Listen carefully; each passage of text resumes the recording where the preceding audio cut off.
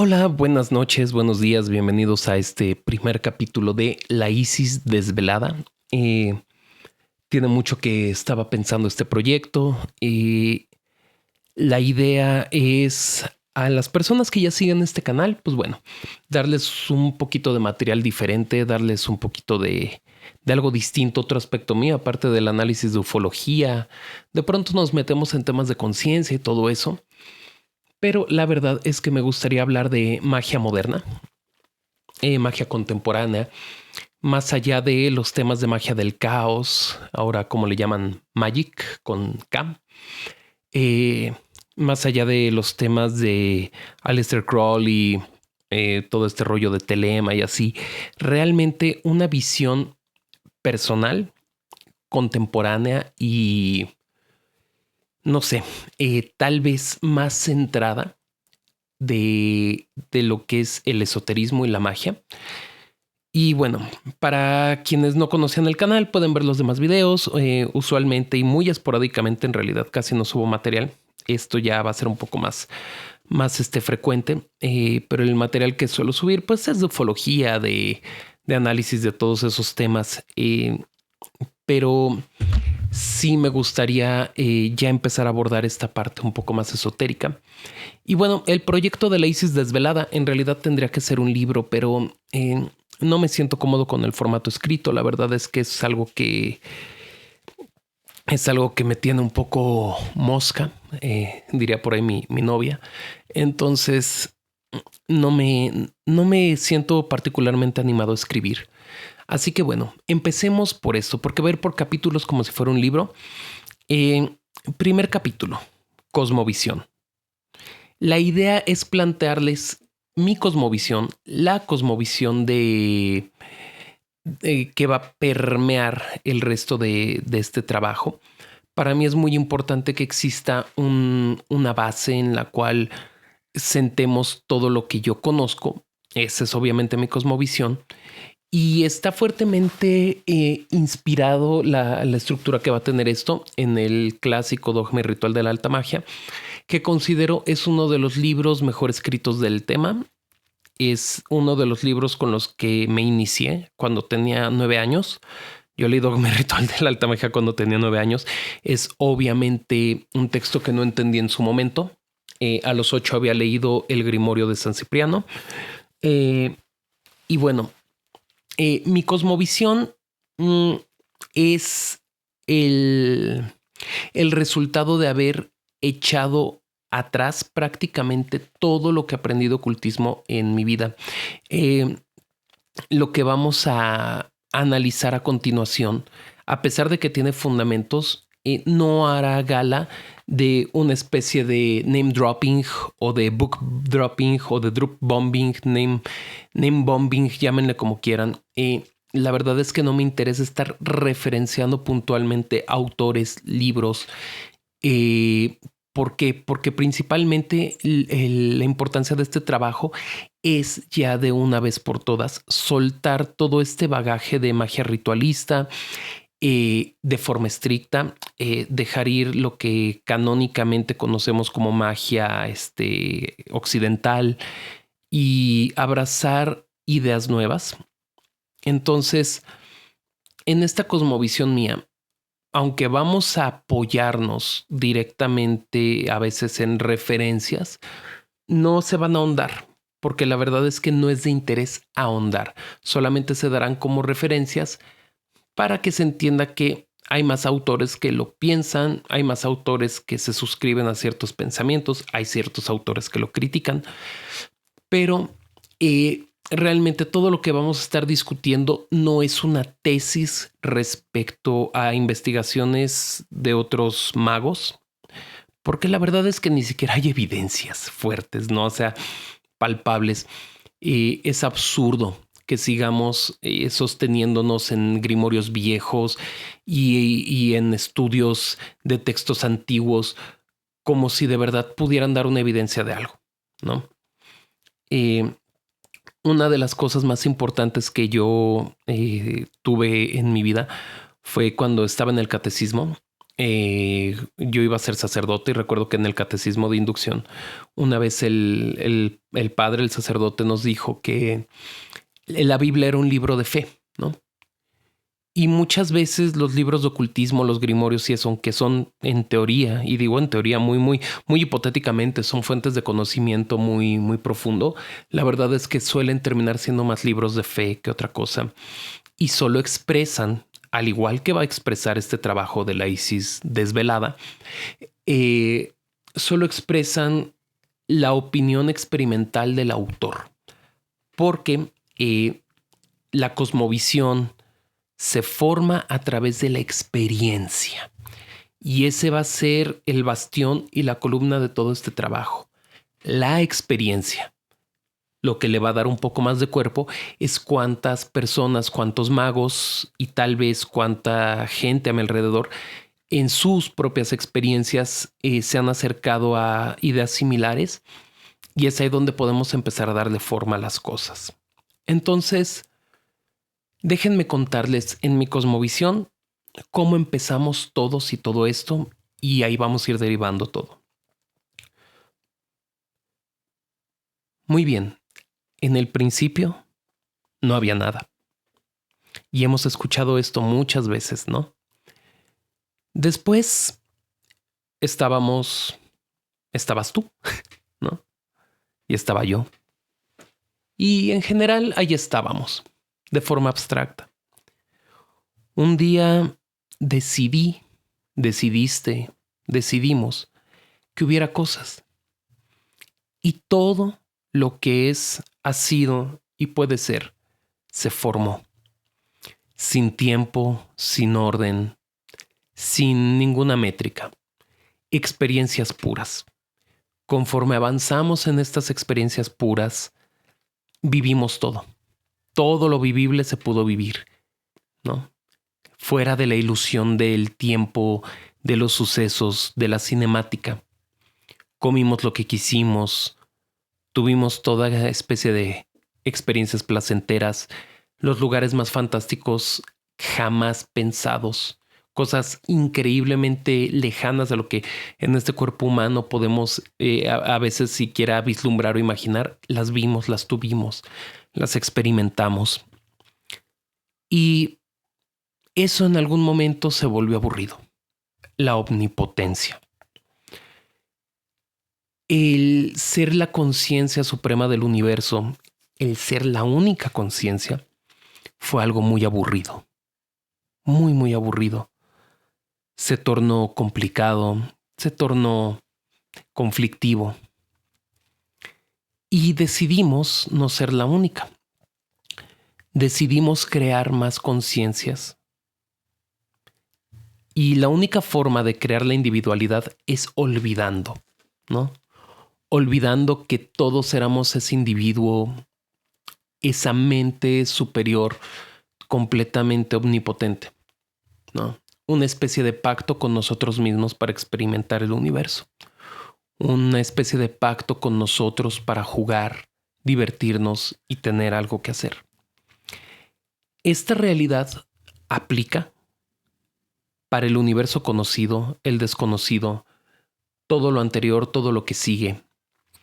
El concepto de tiempo, los conceptos de espacio, no son cosas que surgieron de un pensamiento matemático, físico, donde materialmente quisiéramos que todo fuera cuadrado y perfecto.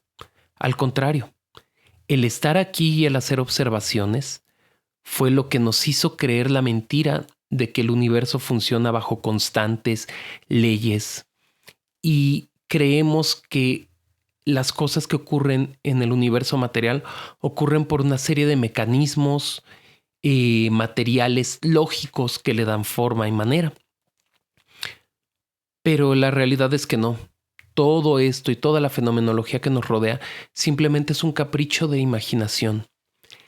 El hecho de que podamos medirlo y hacer ciertas predicciones al respecto es porque estamos haciendo una observación, pero no es porque el mecanismo fundamentalmente trabaje así. Y esto es importante porque justo en esta cosmovisión es donde vamos a sentar el resto de nuestro trabajo experimental. Porque este cosmos, todo el universo que nos rodea, experimentalmente y apoyado en las experiencias de tantos meditadores, sabios, filósofos, magos, ocultistas, chamanes, gente común, pensadores, es siempre la misma conclusión. La cosmovisión que yo presento aquí no es nueva, no es una cosmovisión innovadora. Es la conclusión lógica, es la conclusión última a la que llegan todos los que piensan suficiente esto, y no porque sea meramente lógico, es porque intuitivamente es correcto. Porque nosotros en nuestro pequeño papel de seres humanos, de seres que van descubriendo el universo, nos hemos fiado de que la realidad se compone de ciertas cosas y nuestro papel es entenderlas de forma mecánica. Pero la realidad es que todas las cosas que conforman lo que llamamos realidad son simples pensamientos en una mente mucho más grande. No es lógico, simplemente es mesurable. No es mecánico, simplemente la mecánica es la parte que entendemos. No existe una mente filosófica suficientemente madura y suficientemente profunda que no haya llegado a estas conclusiones de una forma u otra. Algunos de forma más radical, como yo, algunos de forma menos radical, como Platón. Pero en general es la métrica, es el instinto. Y la intuición, cuando es bien aplicada, la intuición, cuando es correctamente balanceada, siempre dará respuestas que son pasos gigantescos que el estudio materialista, el estudio mecanicista y tecnológico nunca te van a proporcionar. Es la misma forma y metodología que utilizó Giordano para intuir la forma del sistema solar y para intuir que otras estrellas eran otros sistemas solares, intuir que esos sistemas solares estaban llenos de incontables mundos de vida. Fue el ocultismo, la meditación, el éxtasis, el trance, lo que llevó a Giordano a tener esta conclusión. Es la misma intuición la que llevó a Ramanuja a tener las visiones acerca de los teoremas matemáticos que desarrollaba sin demostración. Cuando él en sus tratados, cuando él en sus reuniones decía que las respuestas se las había dictado una diosa, todos reían nerviosamente y lo tomaban como si fuera una broma. Y debió de haber sido un momento muy incómodo cuando esa risita también se empezó a volver como algo raro, como que algo no cuadraba porque notaban que lo había dicho más en serio de lo que les gustaría pensar. Notaban que el hombre no lo decía en broma. Es la intuición la herramienta que realmente nos permite discernir la capa de realidad en la que habitamos. Es la intuición la que nos permite entender que el mundo material, a pesar de poder ser descrito con constantes matemáticas, con predicciones mecánicas, en realidad en muchos de sus movimientos y fundamentos no puede ser entendido sin meramente una corrección, ¿no? Sin meramente una entidad consciente, autoconsciente que regule las cosas. El problema de los tres cuerpos no es irresoluble por la cantidad de variables y la falta de herramientas matemáticas.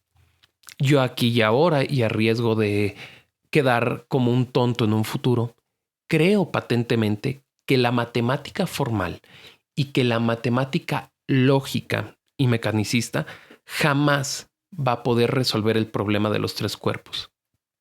Para resolver este problema tendrá que añadirse un algo más, y es la autorregulación consciente del mismo cosmos. Porque este problema no es difícil por sus variables, es difícil porque en realidad es imposible de hacer que matemáticamente el entendimiento gravitacional que tenemos, las fuerzas universales que entendemos, puedan coordinar estos movimientos de tres cuerpos, ¿no? A nivel masivo, como lo son, pues, tres planetas, tres estrellas, qué sé yo. No importa cuánto avancemos la matemática, nunca tendremos la herramienta para calcularlo, porque la forma en la que estos tres cuerpos se mueven armoniosamente es consciente. Es un universo autoconsciente y autorregulable. Y esto va a ser una realidad dura de aceptar. Esto va a ser una píldora muy difícil de tragar para quienes sienten cierta seguridad en el método materialista. ¿Por qué? Porque nos vende la idea de control.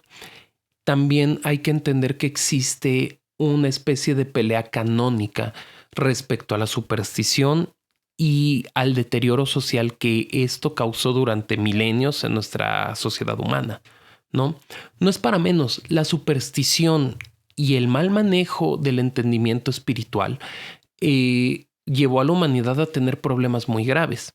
Tan graves como ahora lo está haciendo las disciplinas de ciencia dura, las disciplinas de ciencias sociales, las ciencias en general y la tecnología. Están pasando hoy en día una factura muy equivalente a la superstición hace 2000 años. Sin embargo, tal como no está mal la ciencia, el estudio del espíritu, el estudio de lo esotérico, el estudio de esa naturaleza nuestra, no es tampoco mala. Pero quienes se dedican a las ciencias hoy en día tienen el remanente ideológico de que están peleando contra un enemigo que causa ignorancia y que causa detrimento y deterioro tecnológico, cuando hoy en día es todo lo contrario. El no abrazar explicaciones que vengan desde puntos de vista dualistas o incluso idealistas conlleva grandes retrasos tecnológicos, grandes retrasos matemáticos, grandes retrasos en el entendimiento de la naturaleza. Si bien aquí no haremos una mala interpretación de la física cuántica, que difícilmente incluso los físicos de partículas pueden dar buenas explicaciones al respecto, tampoco intentaré mistificar los mecanismos materiales del mundo que nos rodea, porque claramente existen mecanismos materiales, pero estos mismos mecanismos materiales responden a la necesidad creativa de que todo funcione. Me explico y me desambiguo con ustedes. Los mecanismos materiales surgen cuando la mente tiene la necesidad de explicarlos bajo una lógica que comprende. Hipotéticamente, en un universo donde no existieran seres que necesiten explicar este tipo de fenómenos naturales bajo premisas matemáticas o físicas, las mismas carecen de esos mecanismos puntuales. Filosóficamente es correcto, ¿no? Pero también materialmente. Parece una broma, pero entre más buscas el mecanismo que compone algo, no puedes asegurar que el mecanismo no se está creando. Lo que digo es un poco radical. Lo que digo es bastante radical, de hecho, y es el momento en el que los más versados en ciencias están quitando este audio, ¿no? Este pequeño audiolibro. Pero no es importante eso. Lo importante es que dentro de ese radicalismo hay una verdad muy, muy pura, y es que las cosas funcionan y funcionan aunque mecánicamente no tengan sentido, ¿no? Volvemos al problema de los tres cuerpos. Jamás va a tener sentido. Si fuera una cuestión de variables, ya las hubieran inventado. ¿Por qué? Porque esas variables las podemos crear de la nada. Podemos crear variables que ajusten, variables que den, y se ha hecho. Complicados métodos matemáticos nos acercan al cálculo del movimiento de tres cuerpos celestes, enredados en una misma intención gravitacional. pero, pero no es exacto. Por ahí dicen, más bien yo digo, que las matemáticas son exactas y perfectas, a menos que un abogado o un físico te pida que no lo sean. Y por abogado me refiero directamente a Leibniz, ¿no? Y por físico me refiero a Newton, que era más físico que matemático, ciertamente, pero siendo un gran matemático, se dio la licencia de casi medir una curva y decir que la medía. Y si bien 9.9 y 99999 tiende a 1 y podemos resumir que el número 1 puede ser esta sucesión de decimales, la realidad es que no lo es. Lo decimos por una especie de comodidad para dar con un resultado. Y es así como la física se empezó a volver poco a poco la ciencia que casi responde las cosas. Y eso es mejor que no responderlas. Pero que no haya pero absolutamente ninguna duda de que la física natural, la física naturalista, la física materialista, en realidad la mayor parte de los problemas que suele querer responder los responde en fracciones. Y con esta herramienta, pues se permiten hacer medidas y se permiten hacer cálculos muy exactos, pero nunca precisos. Porque el universo justamente no es una máquina precisa. El cosmos no es una máquina precisa. Y si bien un círculo tiene un área explícitamente finita, las herramientas matemáticas para medirlo una vez hecho un círculo no dan. No dan. Y eso es muy importante porque el universo es lo que es. Lo que no tienes es la capacidad de medirlo matemáticamente. Lo que no tienes es la capacidad de realmente escrutarlo. Y entre más complicado es el fenómeno, más se te va de las manos. Porque entre más complicado es, menos lo comprendes. Y entre menos lo puedes comprender, en sí mismo tendrá menos explicación. Esto nos lleva ahora sí a meternos en un terreno más complicado, que es la física cuántica. Y es complicado no porque en sí misma sea complicada, que sí lo es. Es complicado porque malamente magos modernos, ocultistas modernos, charlatanes modernos, se han visto envueltos en esta necesidad de justificarse ante la ciencia, ¿no? Y así como los físicos viven una y otra vez atrapados en esta pesadilla de querer unificar la física cuántica y la física relativista, pues bueno, los ocultistas viven en esta pesadilla de querer unificar el misticismo, el ocultismo, el esoterismo, llámale como quieras, con las ciencias, ¿no? Y es muy difícil hablar de la física cuántica en estos contextos porque con términos y charlatanerías como la sanación cuántica, la adivinación cuántica y a todo lo que le han embarrado el término cuántico, la verdad es que se complica hablarlo en serio desde una plataforma como esta. Sin embargo, me doy la licencia de hacerlo.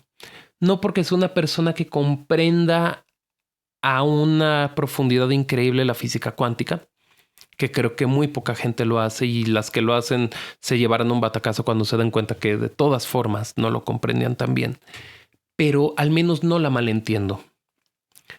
La física cuántica es la prueba irrefutable de que solamente se habla de lo que se describe, pero no se puede tener una certeza real ya del universo y sus comportamientos a esa escala. La incertidumbre cuántica, la ilocalidad o la no localidad cuántica, no son fenómenos en los que realmente incurre los mecanismos cuánticos. En realidad son muletas o muestras de la incapacidad de comprender cómo funciona el universo, pero también son muestras de que queremos que el universo trabaje de forma mecánica, lógica y predecible. Sujetos a esto, los físicos han llevado la narrativa a un punto donde calcular dónde posiblemente esté una partícula es igual de bueno que saberlo exactamente. Y nos lo venden como una realidad. Y aparte eso provoca todos los problemas de los cuales después culpan a los esoteristas, ¿no?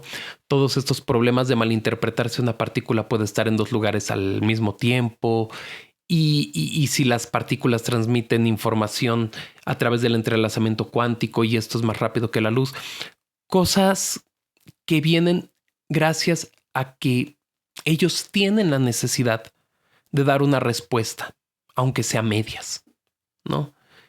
Y no aceptan el mero hecho de que esos mecanismos ya no responden a una lógica, ya no responden a un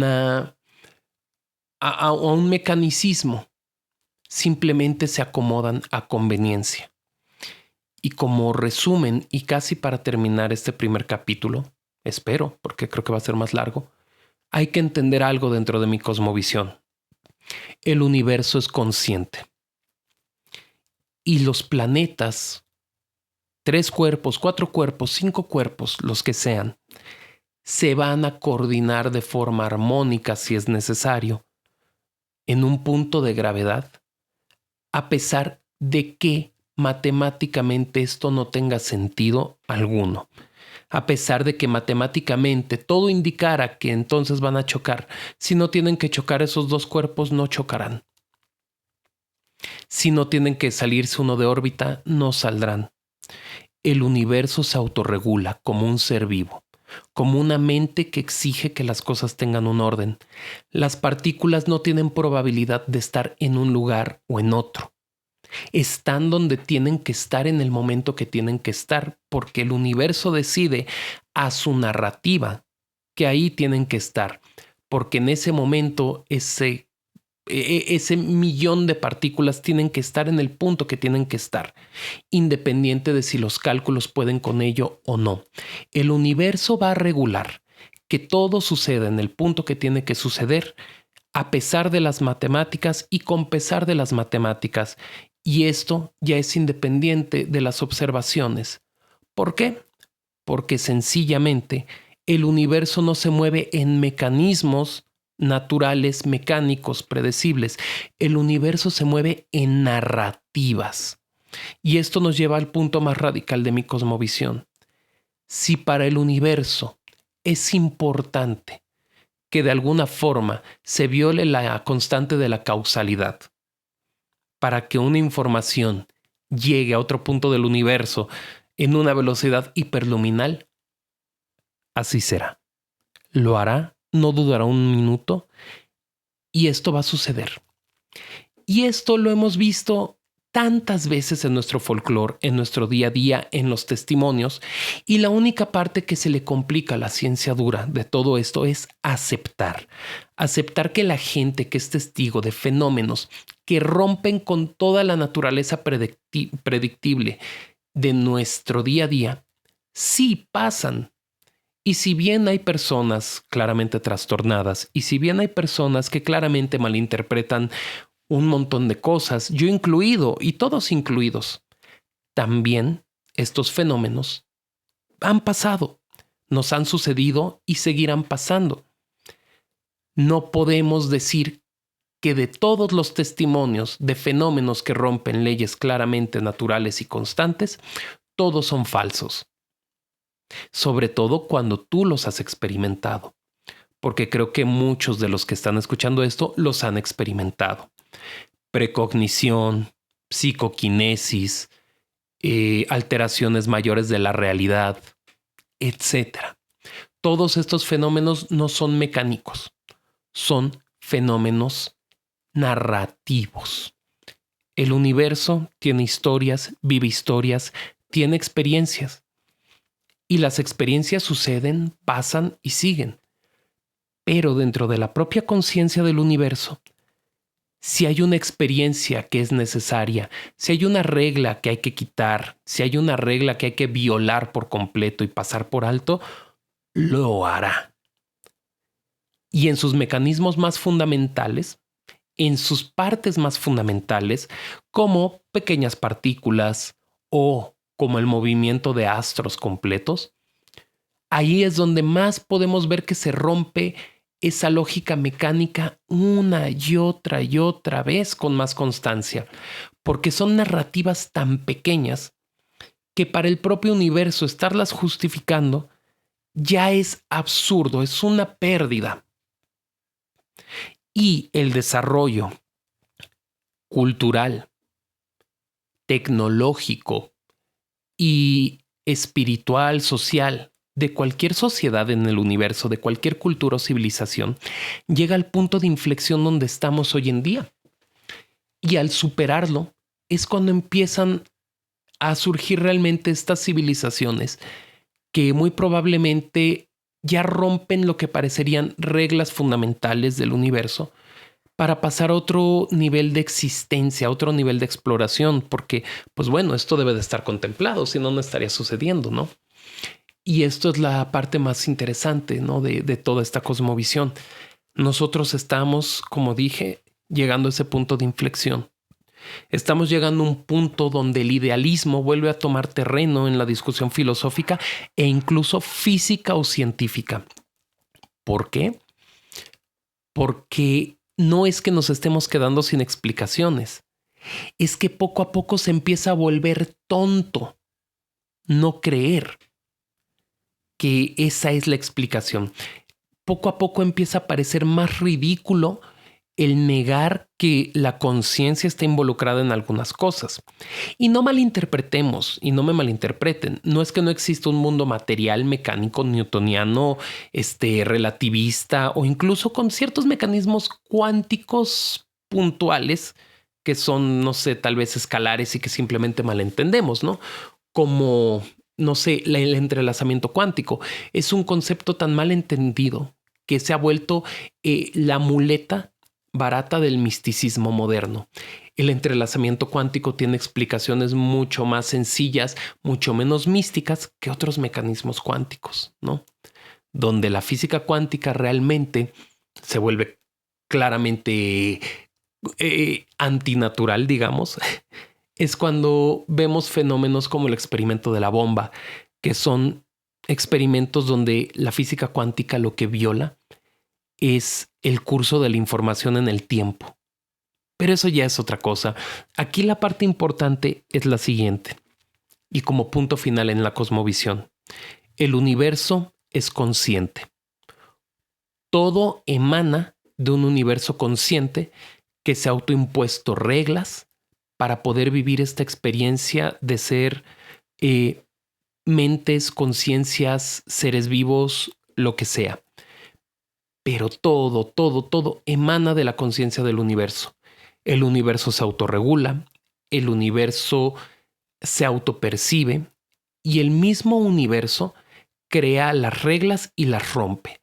Y las va a romper mientras la narrativa sea lo que busca. Mediante la magia, los magos, los ocultistas, pues han intentado dominar estas fuerzas para su conveniencia.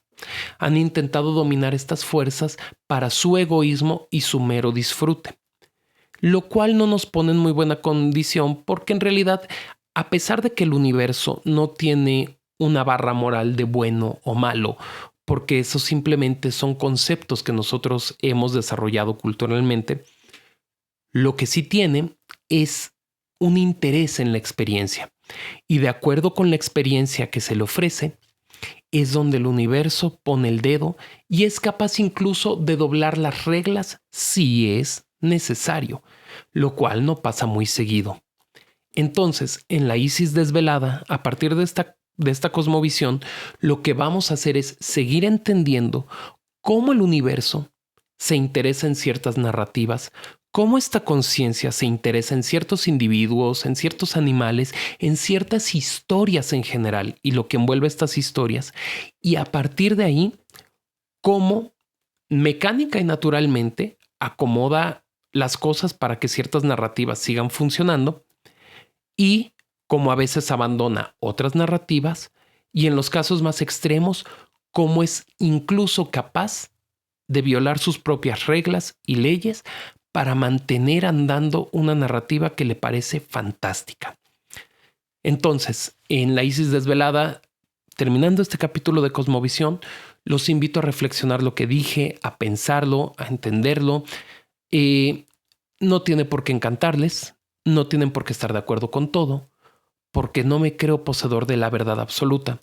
Sin embargo, me creo un experimentador. Soy un experimentador y dentro de estas experiencias yo estoy compartiendo lo que he aprendido. Espero que ustedes puedan tener sus propias experiencias, me lo compartan. En el siguiente capítulo vamos a empezar a desgranar un poco las experiencias. ¿Cuáles son los puntos de valor en cada experiencia? ¿Qué experiencias funcionan mejor o peor? ¿Qué experiencias son más nutritivas? Sería la palabra completa. ¿Qué le parece a nuestro cosmos una experiencia nutritiva y que quiere mantener? ¿No? Y de esa forma, ¿qué tan lejos podemos llegar en la experiencia? Y cómo abrazar nuestras propias experiencias mediante eso, ¿no? En capítulos posteriores vamos a analizar muchos más aspectos de esta cosmovisión y eventualmente vamos a llegar al segundo capítulo, bueno, al segundo volumen, digamos, de Isis Desvelada. En el segundo volumen ya veremos ejercicios prácticos, veremos cuestiones de neurociencia, veremos cuestiones apoyadas en otros estudios un poco más materiales, pero que son de índole más práctica. En lo mientras, todo este primer libro, que será la Cosmovisión, pues nos va pues, a meter de lleno en todo lo que sería la hipótesis que manejo de esta cosmovisión. Hablaremos de algunos autores, probablemente para fines de este audiolibro, vamos a estar escuchando más acerca de autores como Daniel Hoffman, como Bernardo Kastrup, Descartes. Vamos a hablar un poco más de filósofos, de físicos, de neurocientíficos que de magos prominentes. Porque pues creo que lo que menos necesitamos es seguir revolcándonos en sellos, en grimorios, en talismanes y en cosas que realmente, si bien han tenido su lugar, lo han tenido de la forma incorrecta. También vamos a abordar obviamente todo ese bagaje, ¿no? Todo ese bagaje mágico de sigilos, de rituales. Vamos a abordarlo. Más probablemente en el segundo libro, pero todo esto se va a abordar, no se preocupen, no se va a quedar nada fuera de la canasta. Y de mientras, pues vamos a seguir adentrándonos en esta cosmovisión. Así que los dejo por el día de hoy. Espero que hayan tenido un buen rato, espero que la hayan pasado bien. Y bueno, como una pequeña nota más al pie, habrán notado que el título es una parodia directa de la Isis sin velo de Madame Blavatsky. Y bueno, sí es una parodia directa del título y tal vez incluso todo el trabajo creo que es una contestación, ¿no?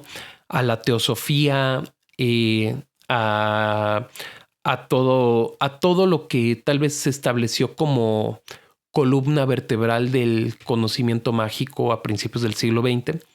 Es una contestación fuerte, espero yo, porque el misticismo pues siempre será místico, pero no tiene por qué ser ridículo, no tenemos por qué hablar de forma críptica, no tenemos por qué abordar esto como si fuera un privilegio que solo eruditos que se leyeron la clave menor de Salomón y están metidos en la Goesia y en la teurgia y solo esa gente erudita puede comprender.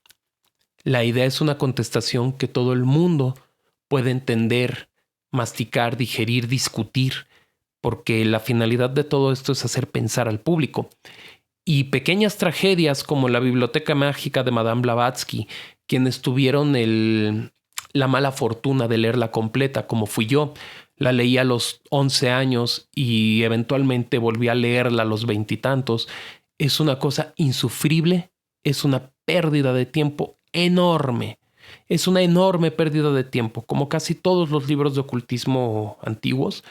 Y muchas veces solo es la justificación de muchas personas que encontraron una forma fácil de sacar millonarias sumas de dinero a gente extrafalaria y a ricos extravagantes, cuando la verdad pues responde a análisis mucho más internos, más espirituales y más sencillos. Entonces, pues bueno, sí, es una parodia y es una contestación directa. Y espero que nunca en la vida tengamos que volver a ver un trabajo como Antropogénesis, leerlo 3 veces y pensar que hay un conocimiento enterrado ahí que solo no podemos ver por ignorantes. No, no hay nada ahí. Si lo tienen en las manos, no pierdan su tiempo. No hay nada ahí.